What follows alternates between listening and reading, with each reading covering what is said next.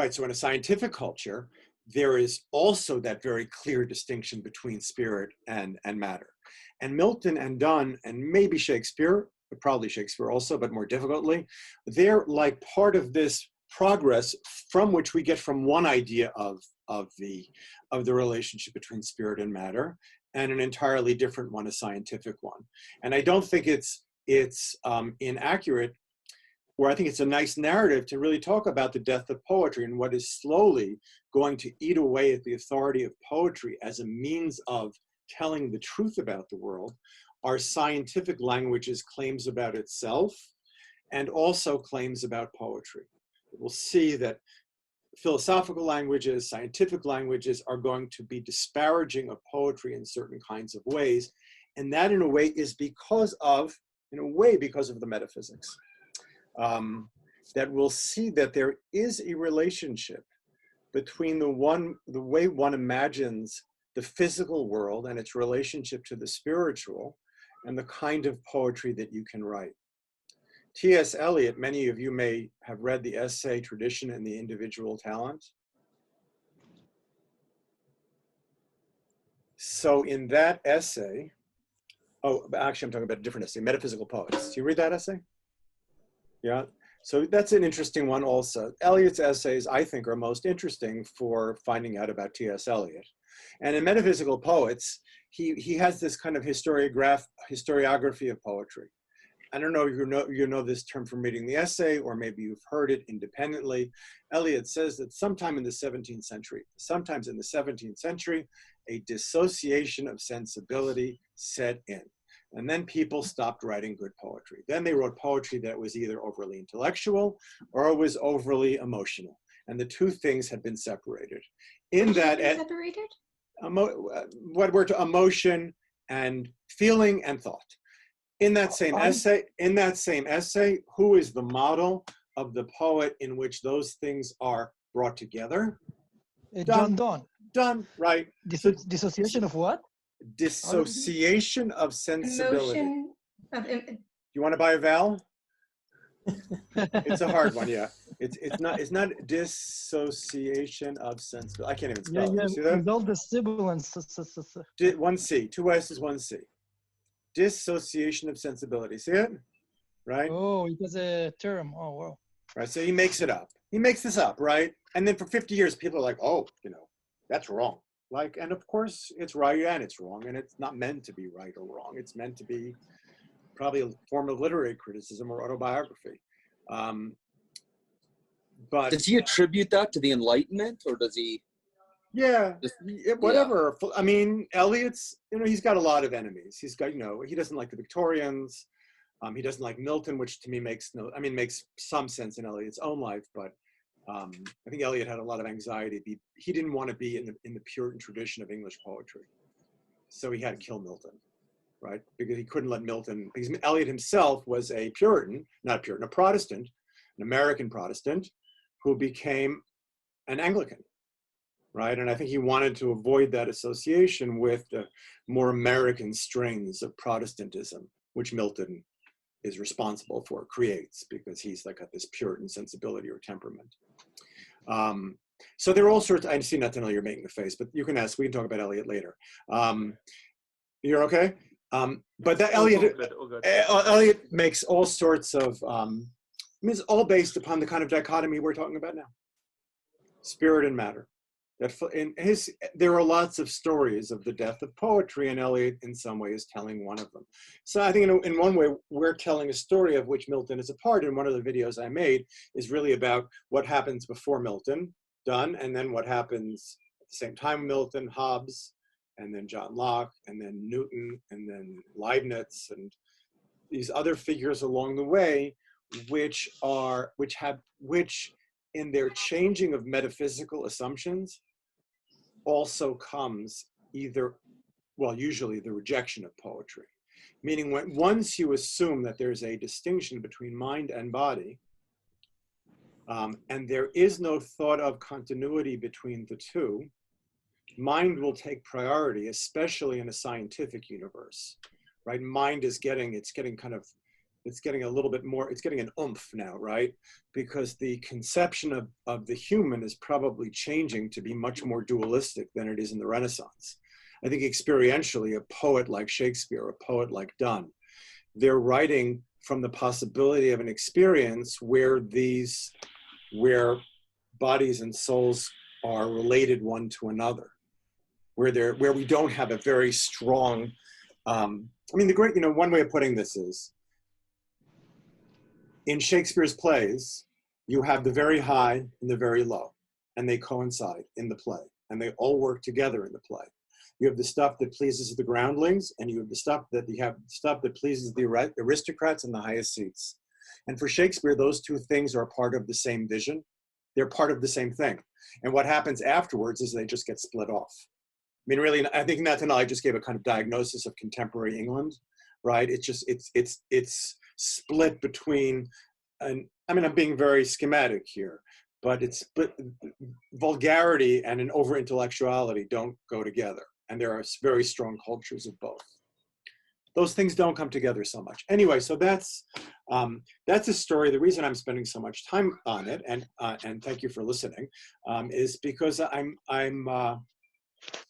writing a book now on ways of reading, and why and what happened to a culture such that nobody reads anymore, or we essentially think we read, and we know how to read manuals.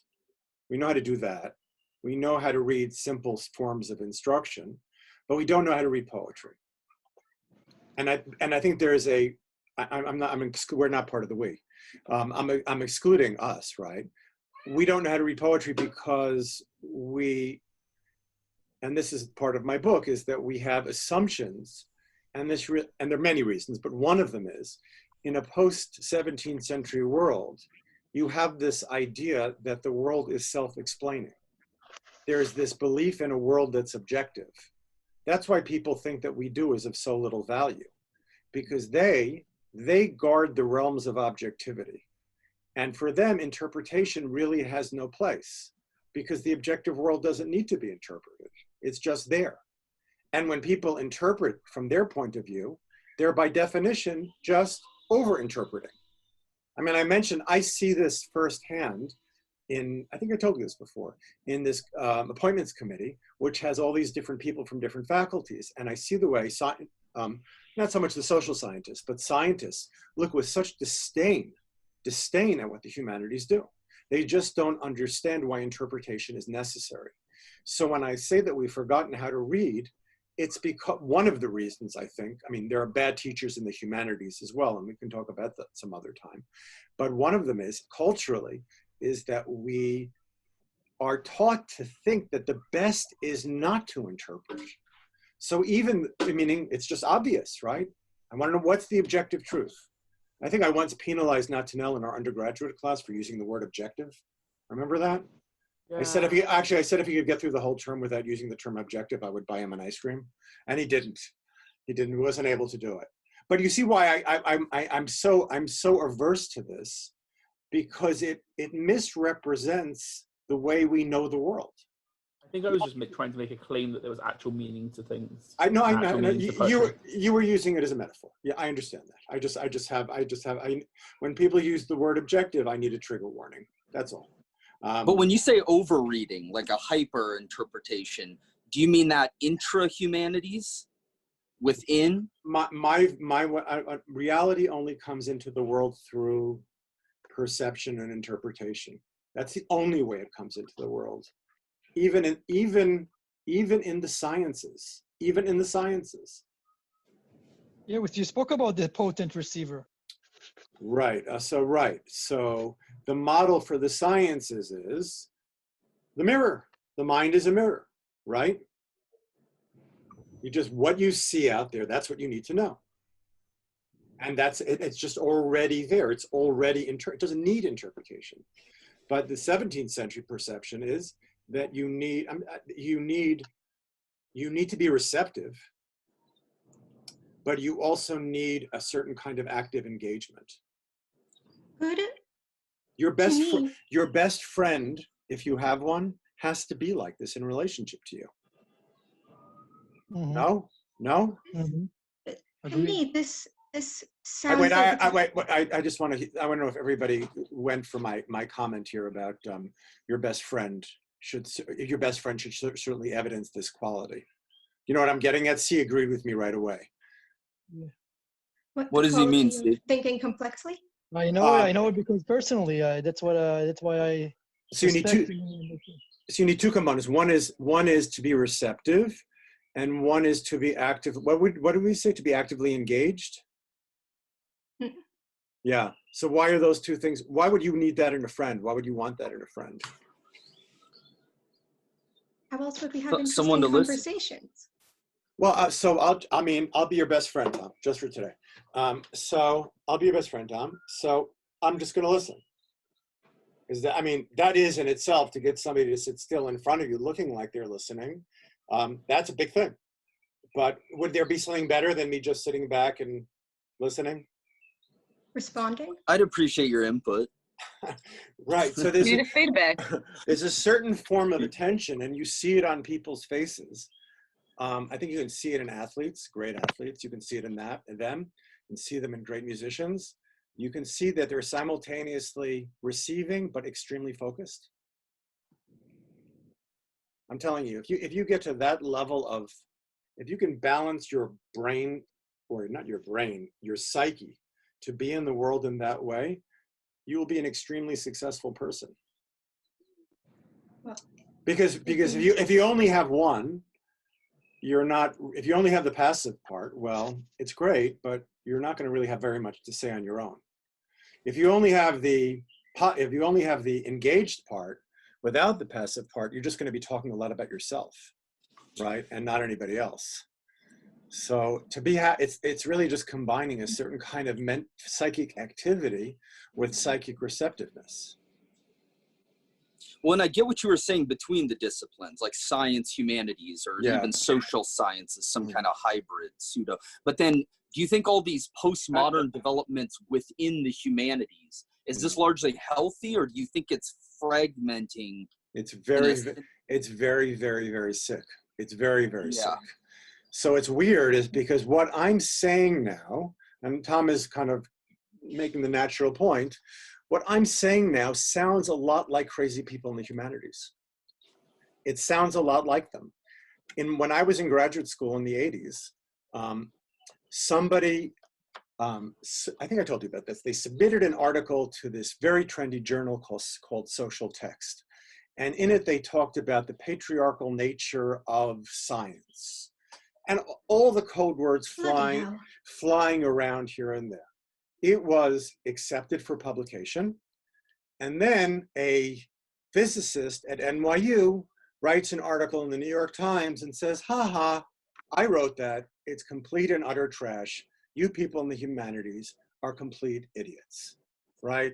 There's science, like, it's like, not only do the scientists knock the humanities out, they punch us, and then they like wipe their hands while we're on the ground on our back.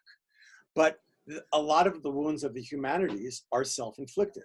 This guy Sokal, and you can Google him, and it's interesting. I mean, there's a whole thing called the Sokal controversy. I mean, my scholarly opinion is that he's an asshole, but it is interesting what he did by writing this article and submitting it and embarrassing people in the humanities. The Sokal affair, Sokal, S-O-K-A-L. People have done the same things to the sciences, though. Okay, so I'm just talking about this now as a kind of moment in the history in which the sciences declare their absolute, their priority over the humanities, but it's like the humanities give scientists ammunition. Meaning, here's the important point, which people are too stupid to understand. It's hot, so I'm being impatient. Not you, right? Is that they assume that anyone who mentions the subject or interpretation, like I'm doing, will necessarily be in that postmodernist camp.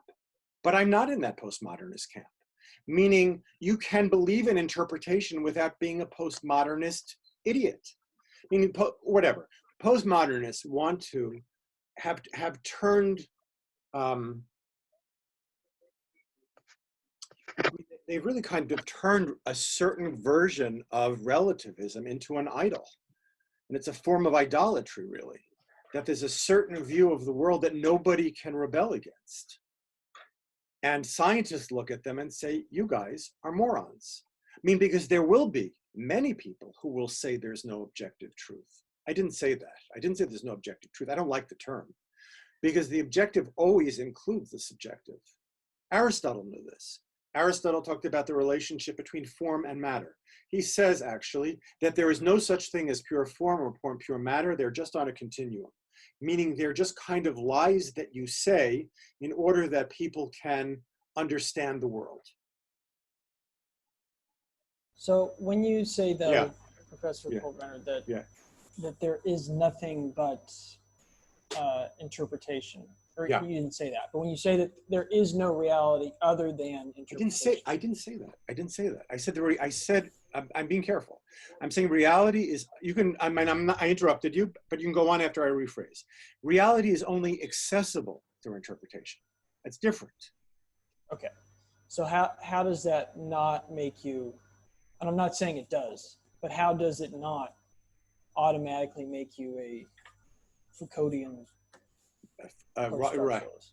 Right. I wrote, somebody actually called me that on Twitter recently, and I just thought, oh, that's funny. Called you what? Called you what? It was something like that, like, oh, you're crazy. I would criticize some kind of crazy, I criticized something online, some crazy humanist craziness. The reason I say, I think the humanities are so important. I think it's so important that they are revived. So when I see people perverting what I think is the model of the humanities, it really, really upsets me. And it upsets me also that then that's the version of the humanities that people on the committee that I sit on are rejecting. Nobody knows what we do anymore. So why am I different? But I said, why don't I belong in that category? Because I'm saying reality is only available through the interpretive structures that we have available to us.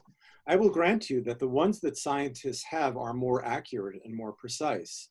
I mean, I gave you this example before, and we talked about Bohr's theory of complementarity, right? That even for physicists, there's an understanding that you see the world depending upon the experimental structure that you bring to the world. If you want to see light as a particle, you see it through one perspective. If you want to see light as a wave, you see it through another perspective. I'm not denying that in the sciences, they have very elaborate ways of representation, but they are nonetheless ways of representation. And anything that we talk about in the world, everything we talk about in the world is through this process of representation. Now, in an authoritarian society, representation isn't really necessary or required. Or maybe you take that back. In an authoritarian society, there's only one representation, right? Only this one. So Hobbes's world of Leviathan is not only about political power and political strength. The Leviathan controls language. He controls meaning, right? And Hobbes says why? Because if you don't let him control meaning, what will happen? Civil war. And he's right. That's what happened, right? Hobbes, I mean, the thing that's so scary about Hobbes is he's got this terrifying view of human nature, but he seems to be right, right? Meaning, so just going back to this issue of representation, or you need a very strong dose of idealism to counteract the Hobbesian pessimism, because it's so strong and so powerful. But I would just say, Ben, that there's always, like we talked about, I see your hand, Tikva, but we talked about this, you missed the first class. What is the real Hamlet? Where does the real Hamlet reside? Where is it? Show me Hamlet. And here, this discussion is now, I will take this book off my shelf. This discussion is now all a footnote to a part of this book, Truth and Method, which I will send you the relative part after class. It's really cool. What is Hans-Georg Gadamer? He was a student of Husserl. He's known as he's famous for what's called hermeneutics or interpretation. Whatever, it's a long book. But what is, if I asked you, where is the real Hamlet? Where does it reside? Show me Hamlet. The quintessence of dust, right? Not the It's character. in our thoughts. Not the character, the play. But excellent answers. It's in our thoughts. Oh, that's where it is? That's where, so On a stage in England. the absolute version of Hamlet is in our shared thoughts. I mean, It's what, the Platonic form of Hamlet, you mean? I'm not necessarily advocating. I'm just asking, when does Hamlet become real? So Hamlet only becomes real through its representations, right? It becomes real through its production. So you might ask, this allows you, wait a second, this allows you to ask the question, when is Hamlet not Hamlet? I wrote this to you, right? Oh, no, I didn't write this to you. Is Hamlet not Hamlet when when Hamlet is played by a Black person? Is Hamlet not Hamlet when Hamlet is played by a woman?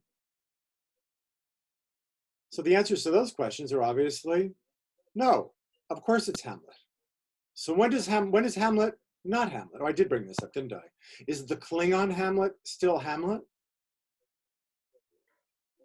Or a simpler version that Gadamer brings is, when is tennis not tennis, right? If I don't have the doubles lines, is that still tennis? Yes. If the net is lowered 6 inches, is that still tennis? Yes. When does it stop being tennis? When it starts becoming volleyball. So here it is. When the representation is not true to the thing itself. I mean, that's a question. Wait. Ben, did you Isn't that hear my answer quite loose? Did you hear my answer, Ben? That was Yes. when the representation is faithful to the thing itself. But I think Which also, isn't, okay, what's the matter?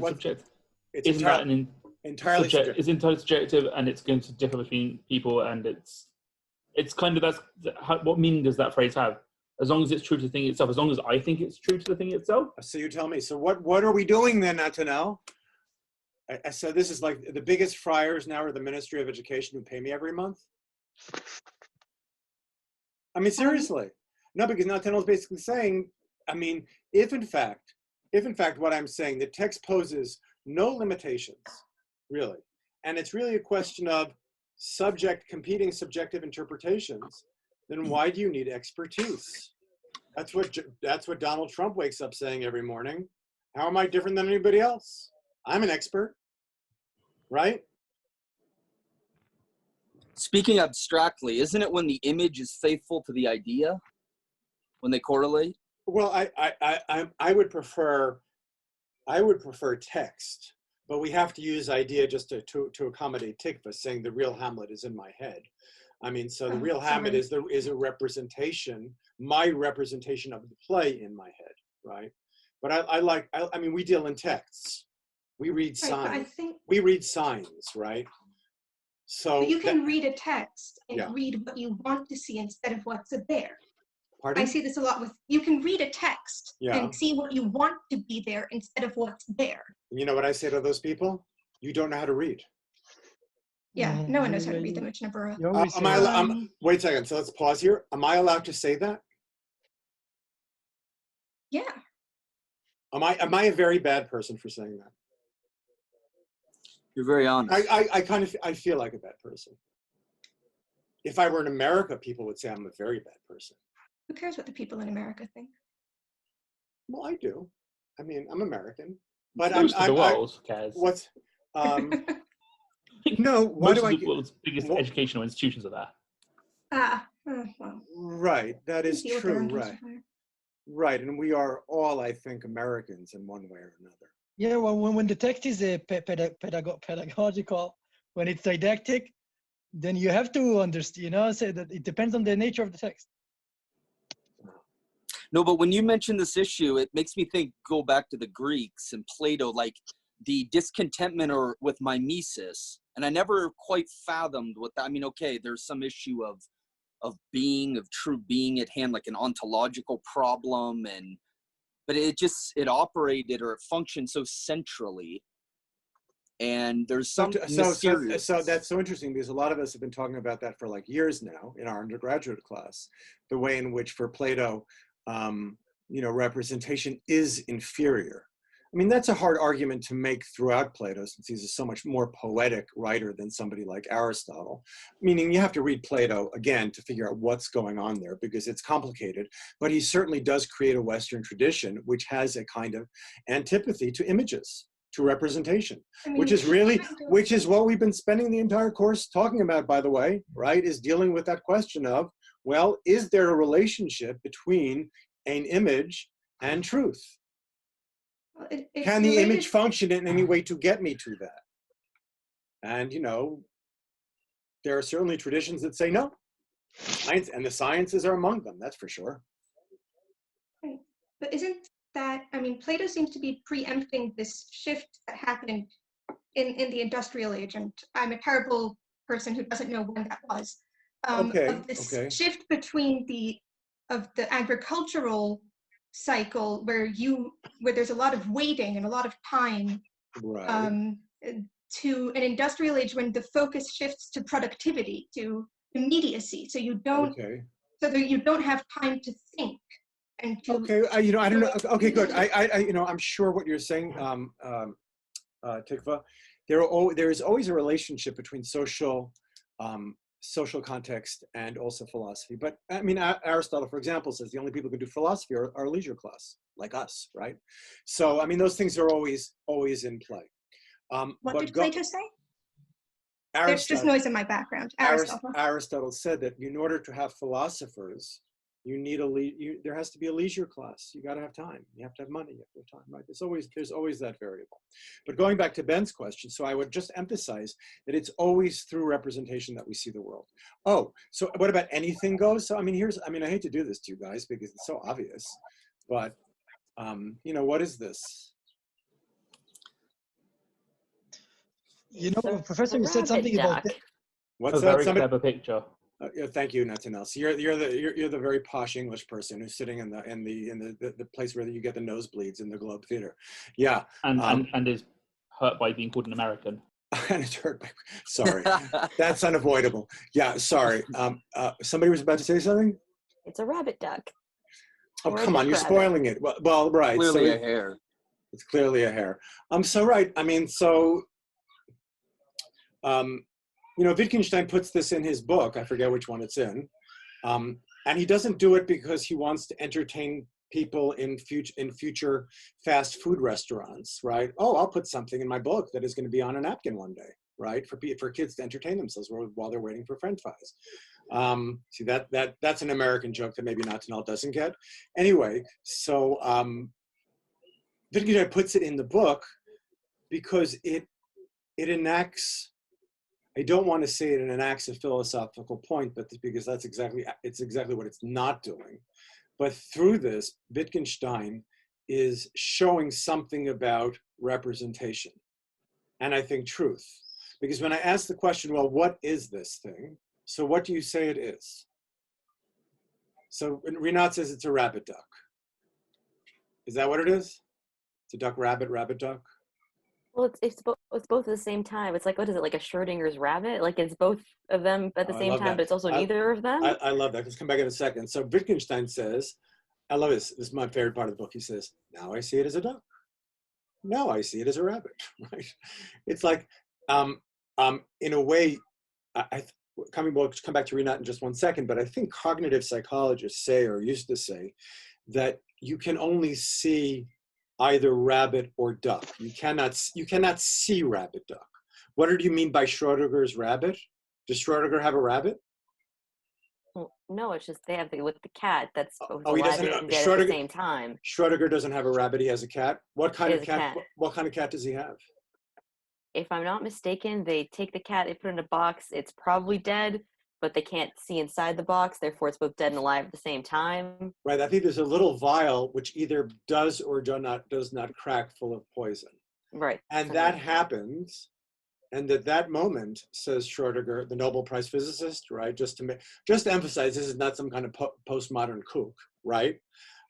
He says that the rabbit, Schrodinger's that the cat is both alive and dead at the same time. To me, this is very reminiscent Yeah. statistics, because Uh-huh. as we can see in any newspaper article ever, statistics can be interpreted in multiple ways, and it's so easy to give information that you said last class that is both true and extremely misleading. Yeah, okay. But that, wait 1 second. It's a little bit different to manipulate facts, right? And to say that here, look at I'm just taking my book out. In Search of Schrodinger's Cat, which is quantum. This is by I guess a science. I don't know what it is, but you see it's made popular. But you see, it's like it's not some kind of postmodern nutty thing. I mean, there are all sorts of equations and pictures and stuff like that, right? Like this, right? So he's not a crackpot. He knows what he's doing. So the idea of Schrodinger's cat is, and it's a thought problem that it's really. I mean, Schrodinger is also known for his role in the series Breaking Bad, right? Schrodinger is also known for his indeterminacy theory. Am I right about that? Is it Schrodinger in Breaking Bad? Oh, it's Heisenberg, right? Sorry, I'm getting my physicists mixed up. So it's Schrodinger's cat and Heisenberg's indeterminacy principle. Whatever. Okay, I'm sorry. You see, this is where I'm an amateur, but I do know, and I do understand the history of science enough to know that for upper end physicists, they also understand that there's an indeterminacy built into the world. And because of that indeterminacy built into the world, any representation that we make of it will be an approximation. Can I ask 2 questions? Does that make sense? First, Ben, you're definitely I just want to make sure that makes sense. Could you repeat it? Can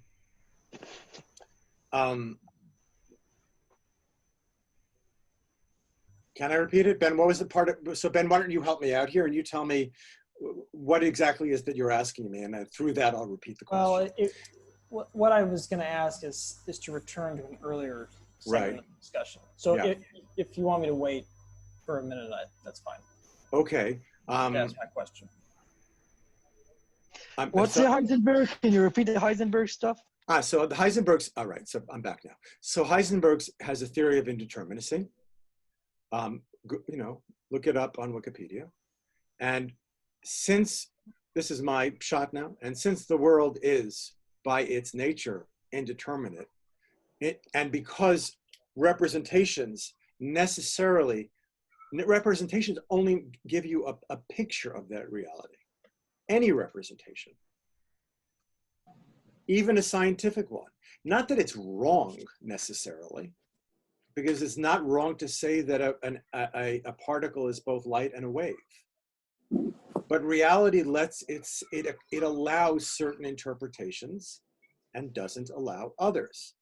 In the rabbit duck, if somebody said to you, it's what was the other animal we brought up before?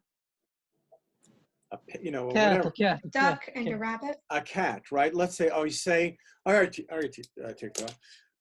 Nice religious girl.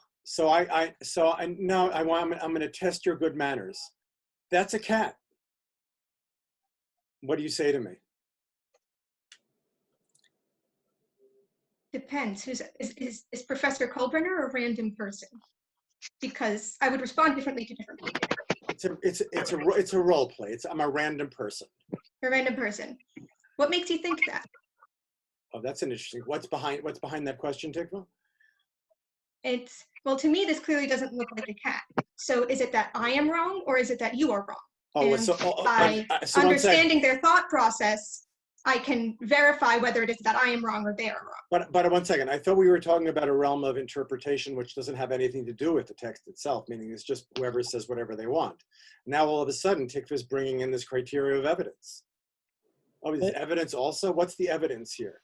Tikva is saying to the hypothetical person, she's being very nice, meaning not you're an idiot. Of course, it's not a cat, but show me where you see cat. We can't. What you say, meow? Question. What did I say, meow? Yeah, go ahead. We can't interpret it as a cat until one day it is a cat. And what I mean by that is it brings me to my question that I wanted to ask a minute ago, was that when you're talking about there's a certain kind of reader that is just a bad reader. for a certain kind of interpreter that's just a bad interpreter. Right. But is there not, and this seems like an important thing to address in your book, I would assume, is there not an ongoing process of misreadings and bad reading? What could be a worse reading of the Old Testament than Paradise Lost, particularly book 5? I'm sorry, what's the question? What could be a worse interpretation? Yeah, it's like it's a misreading to have it's an insane reading of that literature, to have this fight between Lucifer and Jesus and what's happening in book 5. So my question, that's a great point. That's just a great point. Yeah, so it's representations. There's certain representations that are just, well, that's a bad reading. But in the end, it's dramatic bad readings. It's dramatic misreadings that eventually take a hold and then become the way it seems to be. I think of it as commentary. I think of Paradise Lost as commentary. And is it good or bad commentary? It's irrelevant. It's a great commentary. This gets to my second point, which is, I think, also what Ben says, which is definitely also going to be part of my book, because he raises a fantastic point. I mean, there are all sorts of other questions that come out of this as well, like who privileges what signs we read, talking about canons and things like that. Why do we read certain books and why do we not read certain books? But also, given that, how can we read the books that we read? And this may be coming from a different direction, to the extent that they really are contrary to my belief system. Meaning, I shouldn't want to read Paradise Lost, especially given the model of interpretation that exists in most of the 21st century, because it excludes me. You know, Jewish lives matter. I shouldn't read Milton. There's so much about Milton that's offensive to my Jewish sensibility. And yet, I mean, and I think this is part of reading. And I think T.S. Eliot, I mentioned tradition and the individual talent before. So it's really it's just a ridiculous argument that he makes. I mean, it's so idealized, right? This idea of, like, you know, this agent of tradition and carrying down. I mean, it's pretty and lovely, and I bought into it for a very long time, but also part of reading. You can't have Eliot without Harold Bloom. If you don't have Harold Bloom, you don't want Eliot. Of course, if you don't have Eliot, you certainly don't want Harold Bloom. Meaning, I mean, you might want Harold Bloom anyway. But this idea that Bloom's model is not the obedient writer, the obedient author to tradition. Bloom's model is, I'm going to take what I want from this tradition and I'm going to make it my own. It's the Oedipus complex, right? Well, I mean, Bloom is a strong reader. He wants to use, I think what Ben is saying, he wants to use other texts to define himself. And I think what makes Bloom a good reader is he defines himself in ways that are in some way consistent with the text that he's reading. Not completely. Meaning Bloom really is, or Blake really is a great reader of Milton. Even though Blake, if you look at Blake and you look at Blake's poem called Milton, it's like, what? This is Milton? But I think you would say in the end of the day, yes, because of something in that text, this really is Milton. There's a difference between what we're doing in class, right, which is trying to see what Milton is doing as a poet on a careful level. And then there's, well, my literary criticism, I don't know, it's also a form of commentary. I think it's a form my form of commentary as a literary critic, I think, has an ideal of faithfulness that's not built in the same way to other forms of, you know, appropriation of Milton. But I think it also, why it's an important part for thinking about my project, is that you can learn from people who you don't agree with. And that's something that we find very hard sociologically these days, because we hate everybody, right? And because there's such, you know, social strife and disagreement. But there is that's what he talks about in Areopagitica. Yeah, how so? With all the fragments that you need to collect, you know, it's you know, remember that you said that. Right. But there is this sense that What do you mean by areopagitica? See, I'm not following. That you need to be, like you said, you need, if you want to define yourself or the truth, you need to apprehend other fragments that, like you said, you have to be consistent with the text. Well, how do you do that? Isn't that such a hard thing to do, to learn from people who you're different from? No, that was most of my high school experience. Anybody want to say it is hard to learn from other people? I think it depends. Why would it be hard? Why would it be hard for some people to learn from other people? I think it takes a certain level of humility also. Pardon me, trust, Tom, and Dvora what? Humility, and like to learn from someone else. It also means accepting the complexity of people. That a person can be right about one thing while being very, very wrong about other things. Okay, so I'm going to come back to you in a minute, but trust and humility. So what do you need trust for? Yeah, I think the humility she mentioned, that's dealing internally with oneself, right? You have to deal with your own pride, your arrogance, to be humble, not that. But then maybe my side is externally considering the other, and I need to have some basis of trust with the other, whatever it is I understand about this person. And then, right? And then, of course, relating to myself, yes, I need to be humble. I need to put my own pride and ego in check. So it would be hard to trust somebody if you were feeling defensive.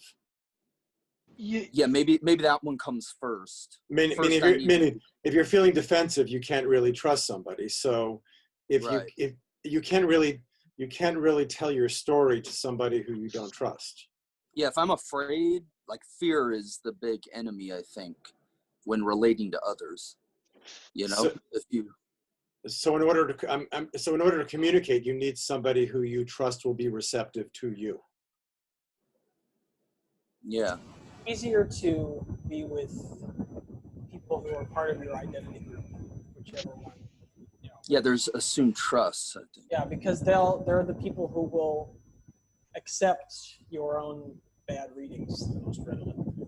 There you go. Right. So communities, in some sense, are communities who share the same bad readings about the world. Right. That's my definition of community for the day. We have the same bad shared definitions. Yes. Professor, in our first year, you told us in order for us to understand the text, we need to reserve our judgment, suspend our disbelief. You know. Right. So it's at the core. Was that Coleridge or Keats? I think Coleridge, right? Suspend your. Professor Goldbringer. There you go. Suspend your disbelief. Coleridge. Right. So, there, Nathaniel tells us. So I think there's this idea, though, that the ideal reader, both for a friend and for reading a text, is going to be receptive to that text, that thing that is speaking, but also interpret it.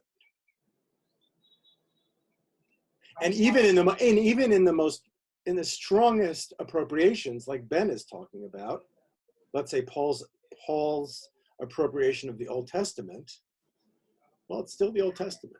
I mean, right?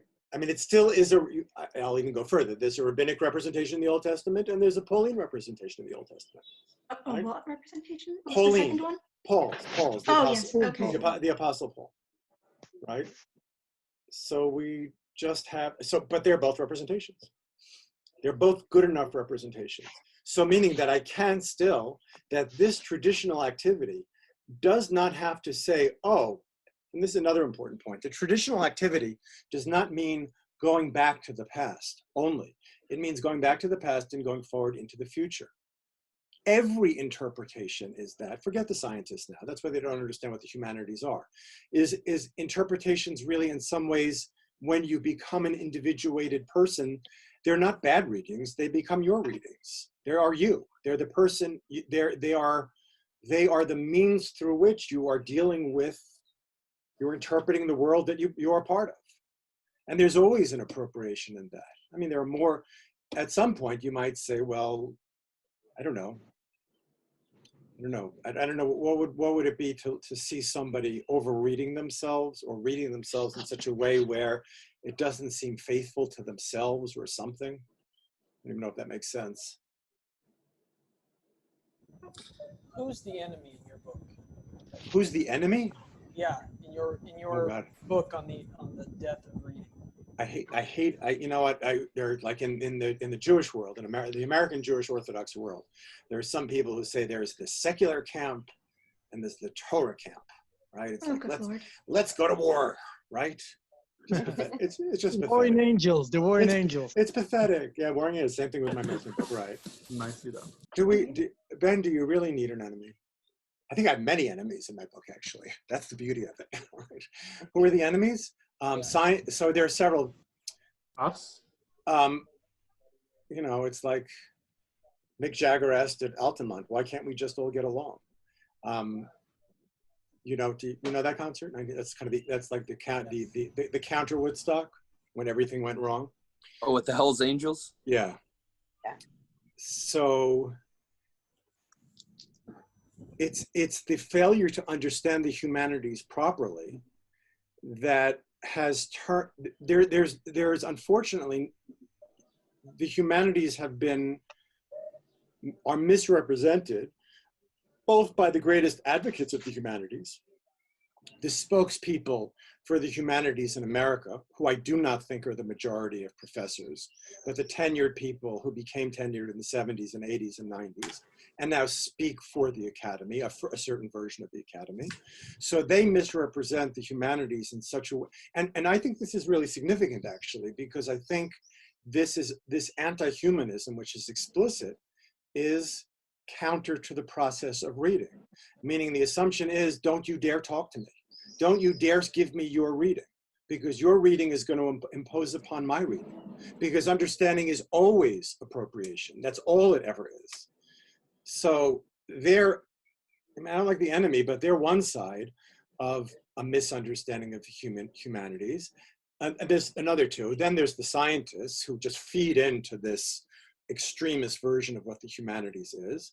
And then there's another group.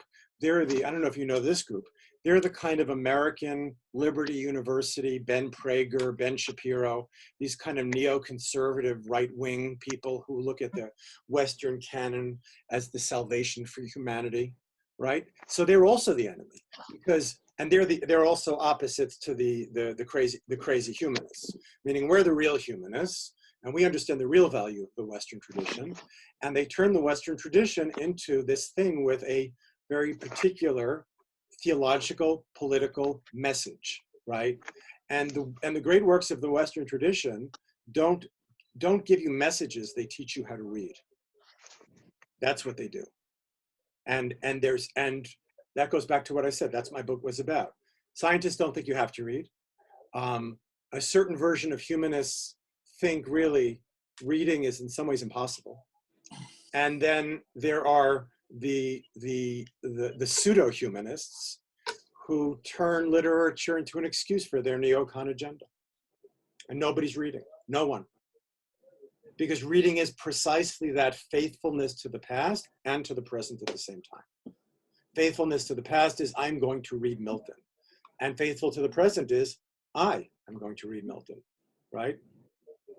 As who I am.